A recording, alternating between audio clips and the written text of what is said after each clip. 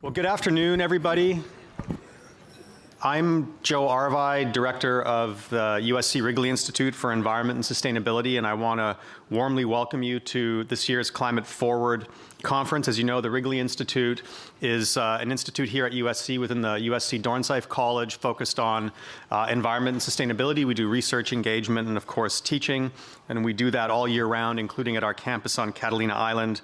I want to thank my entire team for helping to put this on, as well as our great collaborators at the Center for the Political Future, Bob to my right, and his team, and of course USC Dornsife for supporting both of us over these many years. I want to encourage you all also as members of the audience to please visit the art exhibit outside. It's called A Sea Change. It's by USC Roski MFA student Kellyanne Jones. She was an art intern with us this year. She collaborated with our curator, Allison Agston, who's here somewhere, to create a series of photos of water samples from Huntington Beach and Catalina, where she does research on oil spills. So please do check out the exhibit. Before I hand it off to Bob, you may know that I think it's April 10th, so next week is the 100th anniversary of The Great Gatsby, and I took the opportunity to reread it sort of as an audiobook on the car in my commute. And the last page, Fitzgerald writes about the time as the narrator, Nick, is looking back at West and East Egg, and he's looking at the lights of Manhattan, and he's contemplating a time before nature was turned into things, and Fitzgerald wrote, "For a transitory, enchanted moment, man must have held his breath in the presence of this continent, compelled into an aesthetic contemplation he neither understood nor desired. Face to face, for the last time in history, was something commensurate with his capacity for wonder." And it's such a beautiful phrase, the non-gender neutral language notwithstanding. And it causes me to ask that we all hope, but not just hope, work to make sure we're not on the precipice of being once again face to face for the last time in history again with things that are commensurate with our capacity to wonder. So that's all I'll say. We have a really wonderful day planned for you. We'll introduce the panelists as we go, but let me introduce my colleague and someone I really admire. Hi. Shrum. I'll take the admiration even if you slightly forget my name for a moment. It was a pause for dramatic effect. No one forgets. Listen, welcome all of you, students, faculty, community members, to our 8th climate conference. And a shout out to the students from North Hollywood High School's AP Environmental Science class and Environmental Leadership Club who joins us today. This is, for us, a very exciting collaboration with the Wrigley Institute. So I want to thank Joe, Jessica Dutton, and the Wrigley staff, and our own staff, Kami Akavan, Steph Dorman, Kayla Kurting, Diego Andrades, and of course, Ari Yakubian, and all our student staffers. I'm not going to go on and on because you're going to hear from me later today, but right now it's my honor to introduce Bill Deverell, who's the Divisional Dean for Social Sciences here at USC Dornsife. He's a good friend of the Center for the Political Future, and a good friend of the Wrigley Center, who will share his thoughts and introduce our University President Carol Folt, whose presence here testifies to her hallmark commitment to make USC a leader in sustainability, in research, in teaching, and in our everyday practices. Bill, why don't you come on up? I think you turned. Oh, okay. I got it. Yeah, I'm all set.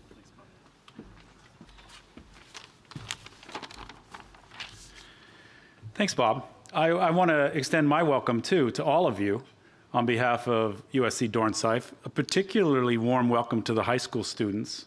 Delighted you're here with us. Thanks for making the time, and you must have excellent teachers who brought you here. It's a personal and a professional pleasure to be with you all today and offer these brief remarks. In these uncertain and difficult times, we at the university hold fast and ever tighter to the educational mission and values that nurture and sustain us, both here at USC and, of course, beyond to our other institutions of higher learning. Very special events like this one, and it is, are the lighthouses, I think, in the gloom and uncertainty of what we often feel are dark nights and rough seas. We come together today hosted by our Wrigley Institute for Environment and Sustainability and the Center for the Political Future, two remarkable entities engaged in grappling with some of the most difficult challenges of our time. They collaborate, and we are all the beneficiaries of a partnership in which the intellectual sum is greater than even the significant parts. Just as the Earth's climate is the product of innumerable forces, conditions, and processes, so too must our approach to ameliorating the dire consequences of climate change be deliberately multi-pronged, ever ambitious, as broad-gauged as our minds and our research can allow. We'll see that today, thanks to the program our colleagues with Wrigley and the Center have constructed. Extraordinary and distinguished leaders and thinkers from USC and beyond are with us, and we're grateful to them. And we can all agree that today's Climate Forward gathering will be significant because of what we learn, but even more so, I think, because of who we will meet today and what will come of today, what will be consequential tomorrow and beyond. It is, I think, altogether fitting that we gather here in the intellectual and collegial embrace of our university. These settings, with these unyielding commitments to knowledge and engagement, have never been more important. Thank you all very much for being with us. It's now my privilege to introduce Dr. Carol Folt, the 12th president of this university, for her opening and her welcome. President Folt holds the Robert C. Packard President's Chair and has faculty appointments here in biological sciences, civil and environmental engineering, and population and public health sciences. In her more than 5 years with us here at USC, Dr. Folt has been committed to advancing academic excellence, transforming the culture to one of connection and accountability, and increasing accessibility and affordability. The Climate Forward Initiative and today's proceedings are in perfect sync with issues of great importance to President Folt. She has been a campus and nationwide leader in highlighting the urgency and intricacy of ecological and institutional sustainability. This springs from both her administrative vision and her own academic training and research distinction as an ecologist. And you can see that commitment in President Folt's multiple interdisciplinary and interdepartmental appointments, which I mentioned, that she holds here at USC. So with thanks to the two institutions that have come together, with thanks to all of you, it's my privilege to introduce you all to USC's president, Dr. Carol Folt.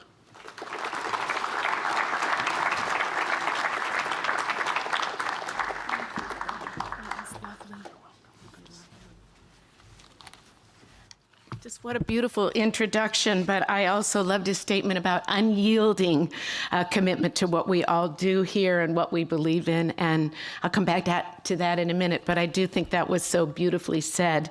So I will tell you, it is a balm for the soul to look out at this room this moment at our university and to see all of you here. And I'm going to say what I believe is that seeing you here, having you be here is hope. It's the future. It's everybody still coming together about the things we believe. You know, we have to always be working in these areas, and we have to be in it for the long game. You know, we do things, we continue, and what I love about this conference, you're in your 8th year. It's not like it just started. It's not like it's going away. Bringing everybody together to both celebrate progress, but continue to keep a real eye on what is needed in the future is so important. And so great to be here. I'm looking forward to so many different celebrations of the Earth Month, and I think that's going to be a time in many different ways. We're able to talk about both our concerns, but the urgency we feel and how we can continue to push that progress forward. I think there's more than 60 events and activities, including today's conference. You know, this wonderful, wonderful Center for the Political Future and Wrigley together have been really hosting this event together with so many other events, and I'm so grateful to them. And in these conferences, you have a chance to really think about what are the challenges that are coming to us in our world, in our natural world, in the influence of humans on our natural world. And that's where we, of course, can seek new solutions. I think it is exciting to me that at USC, more than I've seen at any other university, and trust me, I've seen quite a few of them, been a part of them, I love the interdisciplinary, interschool, intersections that take place here, from not only on our own campus, but to other campuses across the city, because these are issues that are in every single way multidisciplinary, and they take a whole suite of different approaches to truly make that kind of progress. I think that is something very special, and so many of you have been a part of that. The center itself serves such a wonderful opportunity for us to bring people that have different opinions and different ideas. And I do just want to say that, Bob, thank heavens for our wonderful Center for the Political Future. You do an excellent job, and always have, of allowing people to come together and talk about the things you're going to debate.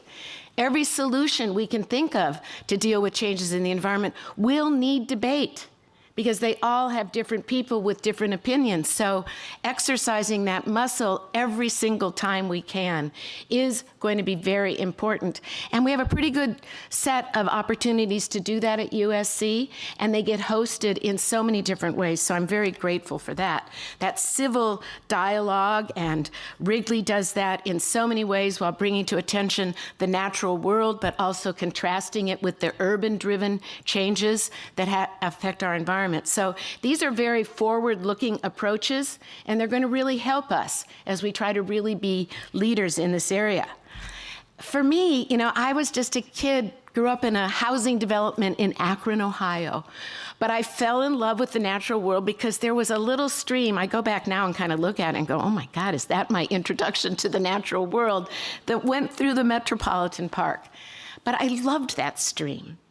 And it made me realize later, as I met other people, that you can find that love of the natural world so many different places, whether it's just a kid looking up and seeing the stars, someone going to a park, me going to a kind of polluted little stream and knocking and turning over rocks. But it came early to me. But I have seen that it can come at any time to people if they're given a chance to really interact in any meaningful way with the natural world. That, of course, is part of what we're trying to make sure is that we are able to protect and sustain that beautiful touch that we have with nature. You know, I did that, I studied it, I loved it, and I think that's something that leads to a passion for the planet.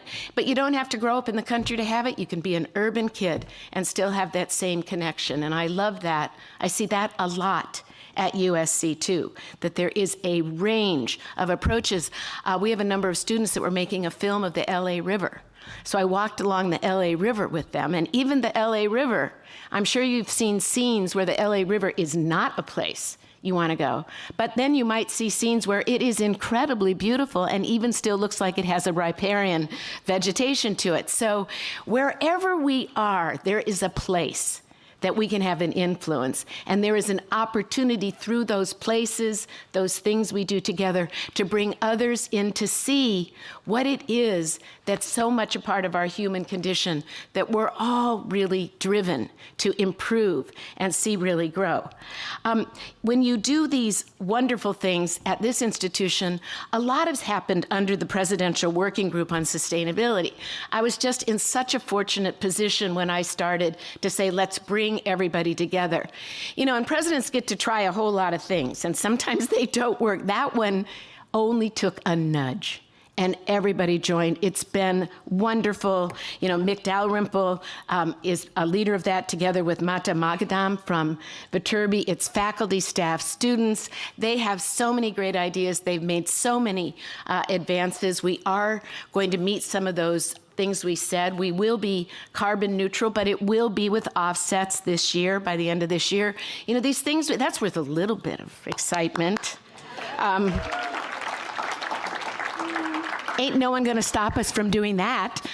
It's a pretty important commitment, and it came together working with the city, doing all sorts of things together. We've done a lot of work with the plastic bottles in so many different ways, making the campus greener, and so many of those have been run by students that decided we'd start to do things. I mean, that is really a very energetic grassroots group that has made a big difference. And these sustainability principles are very exciting.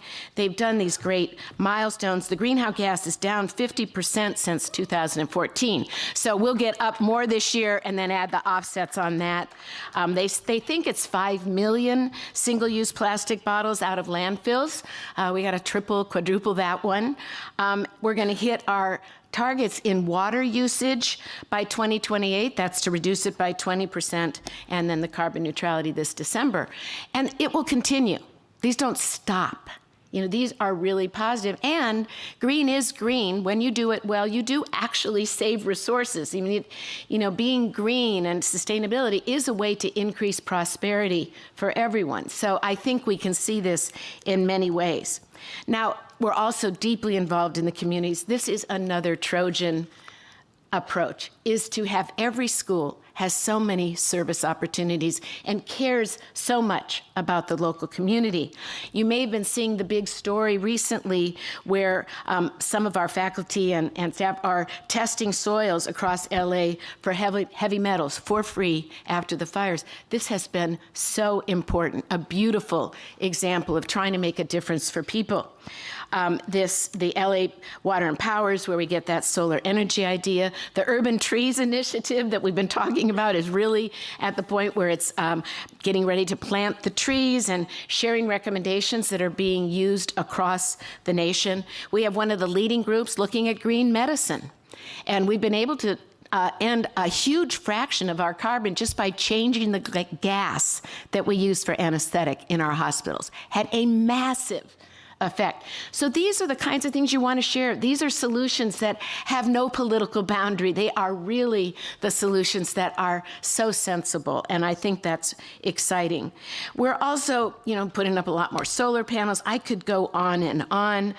We have the first of its kind method to upcycle composite materials that are used in automobile panels and light rail vehicles. So we got a lot of green engineers here that are doing all sorts of different types of materials. One of the leading transportation centers in the country, looking at the harbor. I mean, you could go on and on forever for the kind of things that are being done here. And you have all the work that Bill himself does, looking at recovery in communities and trying to look back not only at the history of devastating fires and other things, but then use that to try to inform the future. So there is almost no area that you'd be interested in that there isn't somebody here doing work on it. That's quite exciting, and we want to make sure we get that kind of information out. I'm really excited because this morning we finally got the certificate verifying that we got LEED Platinum for the new Allen and Charlotte Ginsberg Human-Centered Computation Hall. It takes a while to get them to approve that certificate. We thought we were there. We were. Every building we build, that we build it right, lasts for a long time and sets us up for that future. It's really, really exciting. We put all those principles to place in any buildings, and we're really darn good in our athletic facilities at keeping waste and everything down, too. They are doing a phenomenal job. So, again, a Trojan commitment is in every area. And you're not having to beg people to do it. They want to do it. So these are my hopeful messages to you today because they're very tangible, and I think they're very, very important. I could and would love to go on, but I know you have a really great conference ahead. So I really have to relinquish my platform here today, but say that keeping that attitude is so important. And one thing I want to say as I give my own gratitude is that we always work better ourselves when we feel joy. I know it's really easy at different times to really get the feelings of fear and concern, and I would never say that those aren't important for all different reasons at different times, but I do think the joy of what we share You know, this quest that we're on together in this room is something that is so important. It's a quest at the heart of what makes us human and what keeps our planet going. So remember to tap into that too, because that's what we owe ourselves, and it's certainly what we owe all of our students and our kids and our children's children. When I see my little two granddaughters, I just feel my work is more urgently needed than ever because I owe it to them too. So you're doing and really caring about things that are important for everyone. And I just want to thank people. I mean, the office of course, the organizers, this is an amazing conference. All of you for coming. Our Office of Sustainability, that was the first group I met with when I came here, when I was walking around to meet people on the campus. I love the curator behind this Sea Change, Kellyanne Jones, and current MFA student at Roski. I think want to thank Allison Agston, who's the curator and inaugural director of Annenberg Center for Climate Journalism and Communication. And if you don't know about them, they are having a huge influence going around and educating people who write stories and do this to really understand what these climate change, these changes mean, so that they can write in more compelling and very honest ways. I mean, just things like that are so important. So I'm just going to give one last bit of perspective, because it's true, I have been working on this stuff for a very long time. My first climate change grant was in 1994, and I was part of the first conference in the country on climate change, and worked on the report the second report on climate change. So I've been at it for a long time. I could get very depressed and go, my goodness, why are we still fighting these battles? Why didn't we make any real progress? But I don't see it that way. I think something as important as how you think about your planet is going to take many years. It needs to build a snowball. It needs to get bigger. You need to really care about it. You can't get discouraged when it goes up and down. You keep going forward. In my own journey along the way I talk about it and think about it now is really different than how I thought about it in 1994. So we change as it evolves, but it is what has actually kept me feeling a lot of joy. And by the way, when I teach next year, I'm going to teach on this subject. So I feel like I get to make a full circle back too. It's something that's very exciting to me. And yet, I'm going to use different words. You know, I'm going to talk about it. I'm going to do whatever it takes for me to help people be compelled. And I think we can do that too, and I think we all will do that. And together, we'll continue to see progress. This conference next year, I'm sure you're going to see even more progress that happened this year. So it's really my pleasure to welcome you to this will be my last one addressing you as president, but I might be sitting out in that audience asking tough questions or something. But I just want to say thank you, thank you, thank you, and of course, fight on.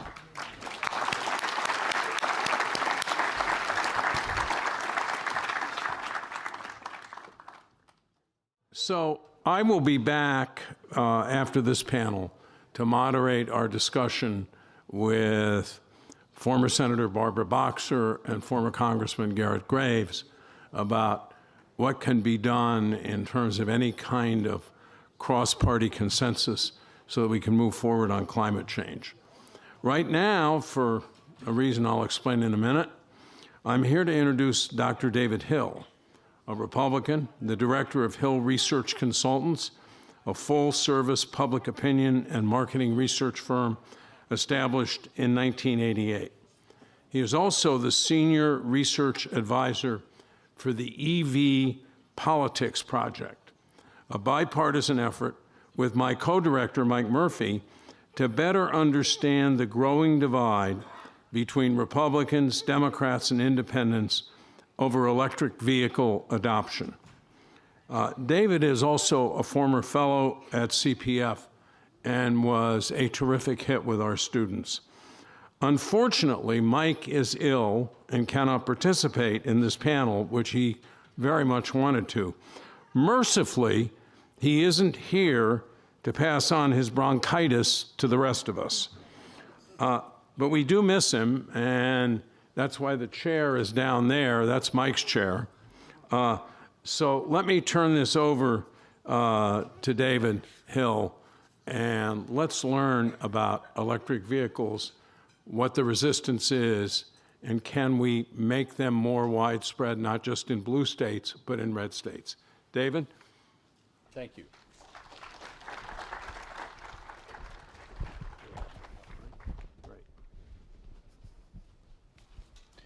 Thank you. As Bob said, I was a fellow here, and the sad memory was I was in the spring of 2020, and you remember what happened.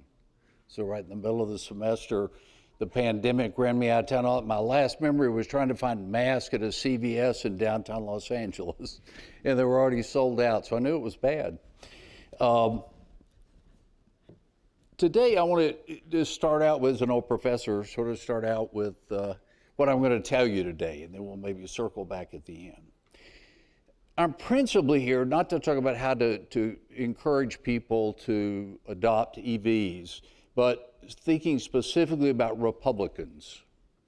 5 or 6 years ago, I went to a conference and they asked for volunteers. And I'm an old hand at this. Even in the 80s, I was teaching courses in environmental politics, Texas A&M.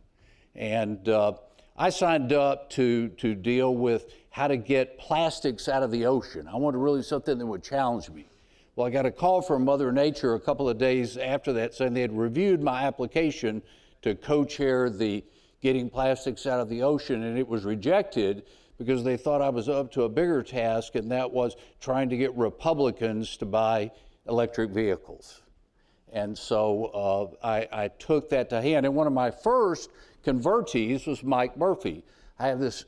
Kept talking to Mike about the electric vehicle I was driving. He seemed unimpressed. And so one day I got a call from him. He said he was going to rent a Volkswagen EV in New Hampshire and drive it all the way back to Los Angeles. And so I was getting calls all along the way. What do I do about this? What do I do about that? Where do I charge? How do I charge? Introduced him to our route planning, and he was a convertee. And after he got back, we decided to form this EV Alliance, whose specific purpose is to discover ways to encourage Republicans, and others as well, but to adopt electric vehicles. And so that's where we stand. Now, I'm going to tell you sort of what this is about. First, I want to tell you, why is it that Republicans are so resistant to EVs?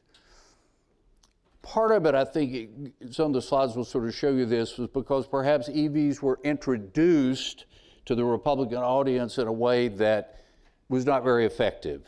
That is, they were introduced as a green effort. And because so many Republicans, as you heard discussed in the last, are skeptical about climate change, that they were not as interested. And then after a while, that sort of morphed into kind of the tribal politics we have today, where party affiliation precedes thinking.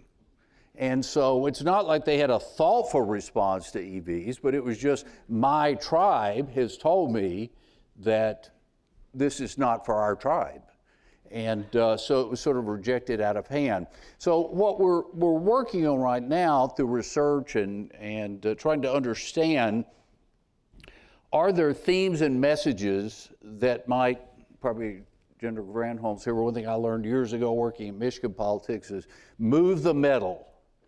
No matter what happens, you got to figure out some way to move the metal, and that means sell cars.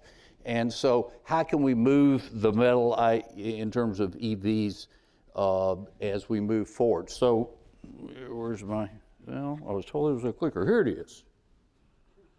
Okay, we're going to give it a try here. Is it? There we go. Why should we care about this? What's the real world impact? Well, we've got a chart here that sort of shows the goals or standards that are established in going into the Biden administration for electric vehicle adoption. And in some respects, we're well on the way to that occurring by the deadline of 2032, except among Republicans. And so you'll see there the box above the 26%. That's the big problem. How do we fill in that box to get Republicans to think about adopting an EV? Now, a lot of opinions that we find as we go through this are kind of like there's not much of a partisan divide. It's interesting, Republicans and Democrats will find almost anything to disagree about if they can, but you see here sort of impression of Ford, Motor, Trump voters and Harris voters, very similar in terms of how they feel about it. Impressions of Toyota, very, very similar in terms of favorable and unfavorable impressions.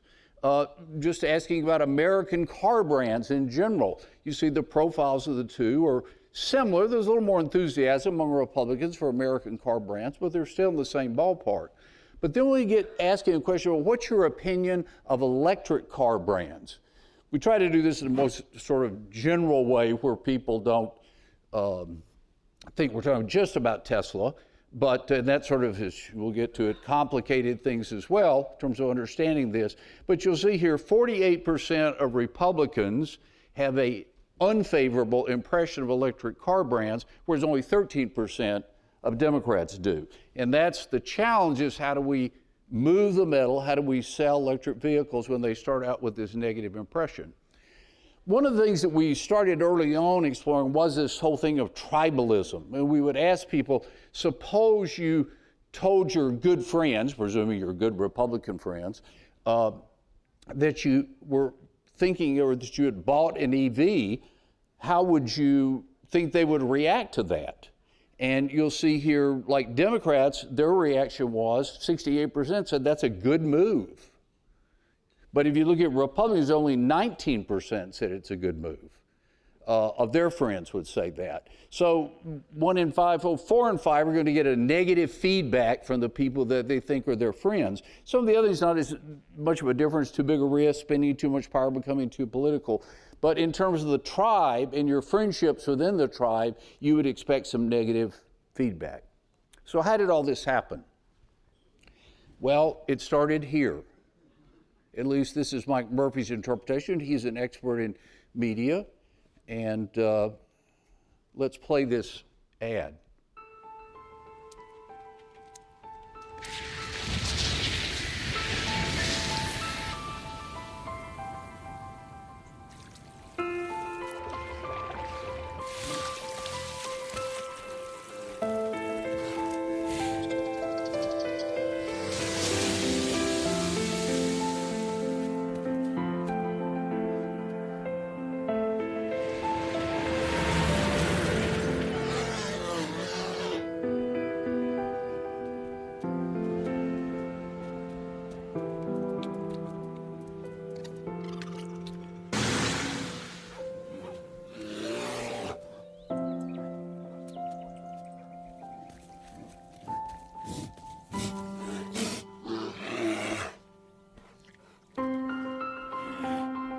The 100% electric Nissan Leaf.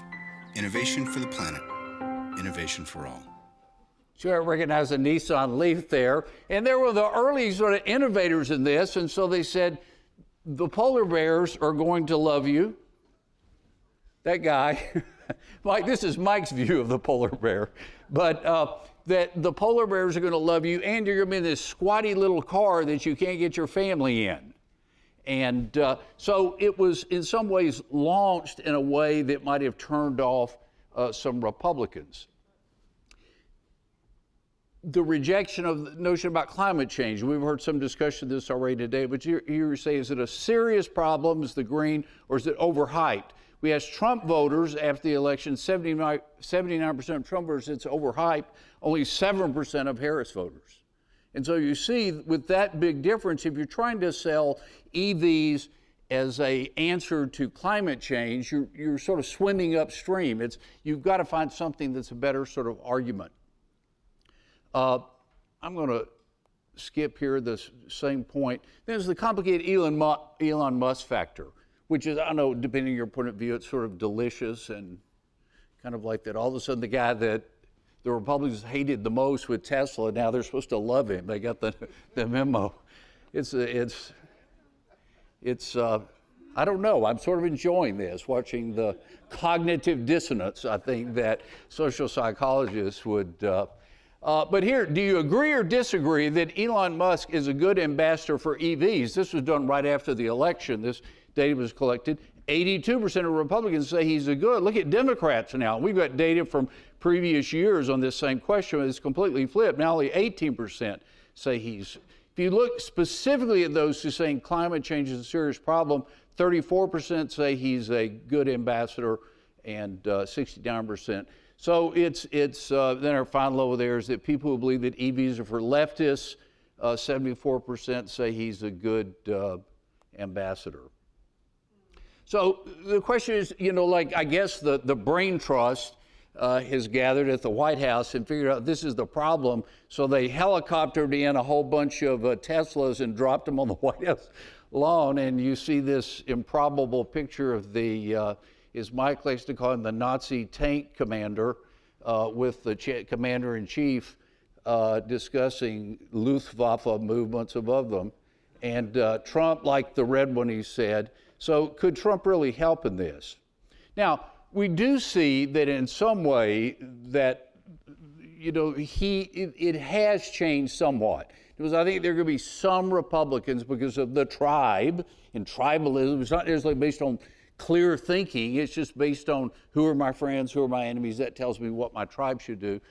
We do see from November of 23 to 24 with Republicans that we could see that EVs are for people that see the world differently than we do. You see, it was 59% agree with that of Republicans in 23, but it's down to 52%. Now, not a huge change, but it shows some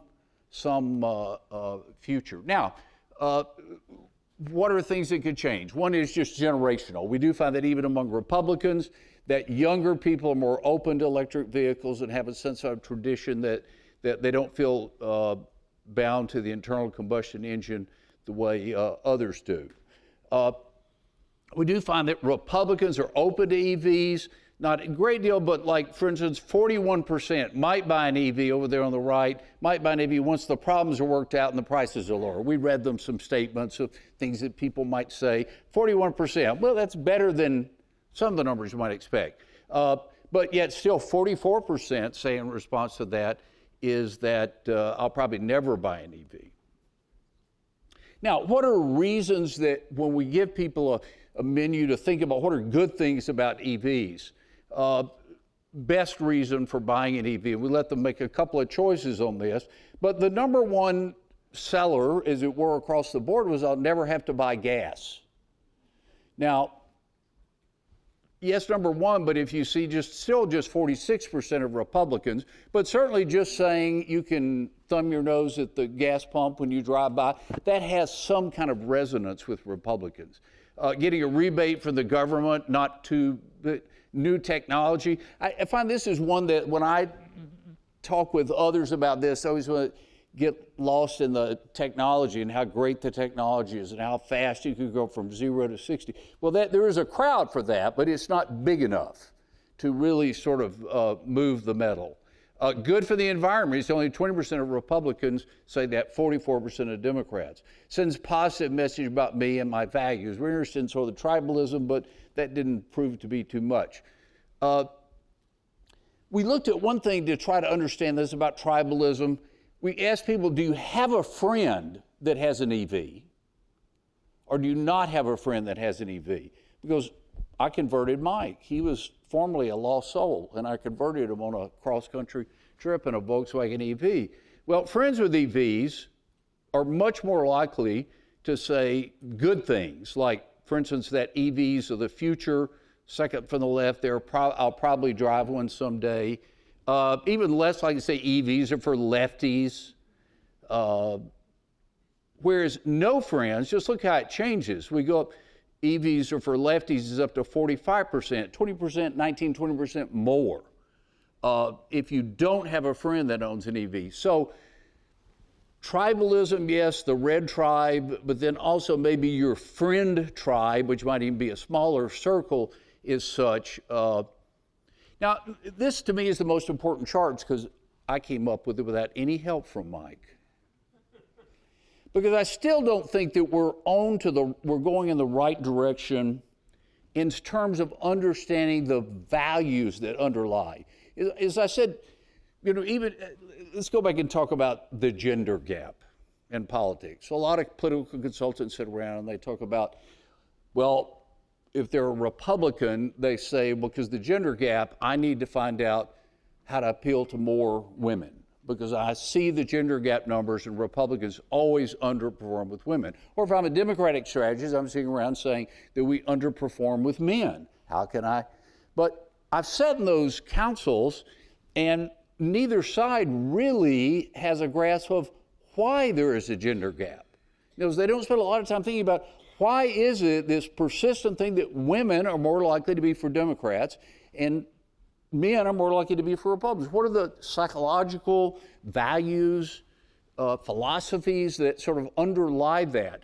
And so that's not our task today, but I have the same feeling about some of this, that we really don't know and understand why people, even why the tribe got off, other than it was just this slender thread of, oh, it's all about climate change, and I don't believe in that. But are there other things that we might be looking at? So some of you engineers and scientists think you have trouble getting money for research. Imagine trying to get research money for this kind of nonsense. So I had to look elsewhere across the ocean, and I did find just a wonderful, a superb study done by some scientists in Norway. And it was part of a regular, what we call an omnibus, where they periodically, once a year, go out and interview people about a whole variety of things. This was not done solely for the purpose of understanding how to encourage adoption of EVs, but the data set allowed for that. And it even, if you look at the quote, it says, the policy implication of our analysis is that EV marketing and product design may have to be adapted to people's political views. Go figure. To reach consumers who are not naturally inclined to buy EVs, marketing measures and product design may have to be tailored to culturally conservative car buyers who are not intrinsically drawn to innovative or environmentally friendly politics. So they're not buying it for the engineering, they're not buying it to deal with the planet. So are there other ways that we could find touchstones? So they have this very elaborate, huge sample to deal with, and what they found is that non-EV households in Norway, my wife's got a huge number of Norwegian family members, so we're there pretty often, and they all, even one of her cousins that's just I don't know what he is, he's a Trump-loving libertarian or something, but he drives 2 Teslas. I told him, you sure seem to enjoy all the subsidies. No, you don't have to pay for tolls if you own a Tesla. You get free charging. But so it's, in some ways, it's kind of a weird place to look, and the government's provided so many incentives. But here's what they found was those households in Norway that still don't have an EV, that resisted, showed peculiarly high levels of psychological and value sort of statements toward respect for order, tradition, and stability. In other words, if EVs come on as like, we're going to turn the world upside down. You know, I've had people get in my electric vehicle, and I don't know what they were expecting, like a spaceship or, you know, helicopter controls or, you know, like what? But they're always surprised, oh, this looks sort of normal. And you think, well, what did they think it was going to look like? Or if they drive it, then, oh, this sort of drives like normal. Well, see, there is resistance of people that think it's going to be a bridge too far for them. So respect for order, tradition, and stability. Second, nationalism, parochialism, isolationism, and actively anti-multiculturalism. The views and attitudes and values that were expressed by people in non-EV households tended to go this way. Thirdly, they favored jobs over environment, compared to the EV households that wanted to place, you know, environment and jobs at least on a similar level of importance for Norway, but they were clearly wanting to favor jobs and preservation of jobs. And then finally, just a resistance to statism. This will reflect in the fact that perhaps the government in Norway has been so heavy-handed in trying to encourage the adoption of EVs that some people that are just not statists by nature are going to, by inference then, reject EVs because it's part of this conspiracy to make me pay for my neighbor's electric vehicle. So we'll sort of get to the bottom here, but there's 4 other philosophies I think are important here. I've sort of spent a lot of time thinking about this. One is Luddism. Are these just people, a bunch of Luddites that resist electric vehicles? Anti-future, anti-technology. If you go back and look at the original Luddites, they were not anti-technology. They used technology, they were craftsmen, but they were worried that people with even bigger machines than their machines were going to crush them economically. So they were not sort of know-nothing troublemakers, but they were just people that were pro-jobs, going back to this respect for jobs over environment. Agrarianism. We find huge difference in attitude toward EVs. When I look at the sort of comment about rural versus urban, rural, they just have the sense they're not for people where I live. They're just the distances they have to drive and some other things. The nuclear family, I think, there's never been an EV that's a minivan. What's the soccer mom going to drive if she wants to adopt? I suppose the nearest might be a Tesla Model X, but they tend to be lower slung, look like they were made for men, a lot of them, if you sort of think about the demographic. And then faith and religiosity. I think some people see the technical aspect of EVs as like scientism, and that it might sort of like, if I go in with that, it might sort of undermine my commitment to faith and religiosity. So as I look at all these things, I think this tells marketers they might need to rethink. I've never seen an EV ad show a happy nuclear family, mom and dad and 2 kids happily riding to a soccer match. If you think of what I'm saying, it's always emphasizing the planet or other technical virtues. General Motors and Ram have for years wrapped themselves in the flag. You remember the Like a Rock ads and all those kind of ads that really emphasize patriotism and America. Well, there's something about the nationalism of cars. Now, I don't want to give Elon a good hint here and help him out, but he's sort of in an advantageous position making most of his cars for the American market in the U.S. And so wrapping himself in Trump's flag there might be useful. That family, instead of going to the soccer match, maybe they were driving to church in their new electric vehicle. If you get the point is, you've got to meet people where they are. And if their values dictate some of these kinds of philosophies and values, then meet them there. Or don't complain when you don't sell them a car. I'll stop right there. Thank you.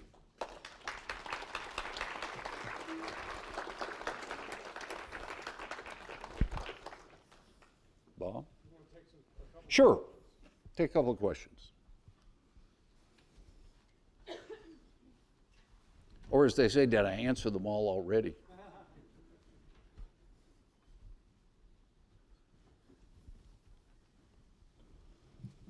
I'll ask one. Okay, we'll have another. Oh, there's one question there. I was farsighted. I'm just curious, I don't know if your work covers this, how your findings might apply to other topics other than EVs. For example, meat versus, fake meat. But what's the alternative? What was it? Like meat versus alternative meat, other topics that aren't just EVs. No, it's largely a financial consideration. Those that we have to kind of narrow the focus of what we're doing. There'd be other kinds of alternative energy, solar panels and all that sort of stuff that we go into, which face a similar kind of conundrum. But ours is focused exclusively on EVs. Yes.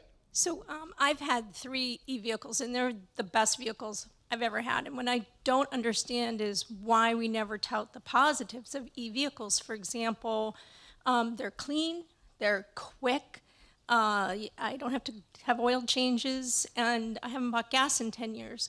There's a lot of pluses, and we don't ever really seem to emphasize those pluses. Can you talk about that? Yeah, again, we started out by saying that a lot of the Republican resistance is tribalism, my tribe. Well, what if your tribe was redefined as my neighborhood? And if people in a neighborhood talk up EVs to the other, people that are going to the same kid activities their kids are going to or something, yes, it would make a big difference. This is just sort of a one-off, but if you own a Tesla, you're always getting these annoying messages from Tesla asking you to do a referral, which is interesting. I never got that from GM or Ford or somebody else. So they may understand to some extent the importance of mouth-to-mouth advocacy. Yes, sir. All right, great. That was really great insight, Cameron Trimble. I'm one of the fellows here teaching digital democracy. I'm really keen on this because I worked in the Biden White House the first 2 years, and we were trying to sell this idea, and a lot of your breakdown, I think, falls on both sides, or how we got adoption on one side but not the other. I'm curious, you said it's that tribalism and redefining the Republican Party to attach to this in some way. Mm-hmm. Does any of your research show that if Congress, or if Republicans in Congress for whatever reason decided to coalesce around some legal vehicle or some policy vehicle that further encourage that, or maybe plant, because some of these plants and battery plants are all in heavily Republican states. I'm just curious to where would that even, is the tribalism so baked in they wouldn't I don't like the find first part, I like the second part. If it was like a congressional plan, even the Republican Congress, I think a lot of the anti-statists would not be as enthusiastic about it. But if their local chamber of commerce or somebody else emphasize, like we're starting to see this in Georgia. There are a lot of business leaders that have finally figured out that, hey, there's a business plan here for EVs. And better let the business community talk these up as opposed to it being something that the government is foisting upon you. So you're saying the business community, or basically who are the best talkers for this on the Republican side to even begin to adopt this? You think just mainly business community? And the problem is who do you get, we've done some research like Jay Leno, go figure, is a person that has broad popularity, Republicans and Democrats, and he's a huge EV fan. But then some people are just afraid to touch that. It's sort of, I haven't been able to persuade, but we got data showing that he'd be a great spokesperson. Interesting. I don't know if he would do it, but there are people like this, I think. But probably not politicians. Yes. Hey, thank you. I just want to get some help on one of the things that comes up whenever I have this debate with people that are of different mindset than myself, is they make the battery argument, that the battery's environmental cost is so high compared to the benefits that I should know my facts better. And I just wanted, since you're really versed in this, I would love for you to give me some points. Yeah, we get this problem that it's going to bring the grid down, that it does more damage, it does more water. And I'm not going to argue with some of that. I mean, there are obviously some downsides. But No, the battery, the material collection is such a high environmental cost in relation exactly. Lithium to refining and all that, yes. And I'm not really in a position to address all that, but I think that's trying to do a gotcha, to find something to, try to, to me, it's like it's going to bring the grid down. No, it's not. Like if the levels that we're at now, if we get to those 2032 levels, maybe, but not now. But no. So it's a gotcha. One.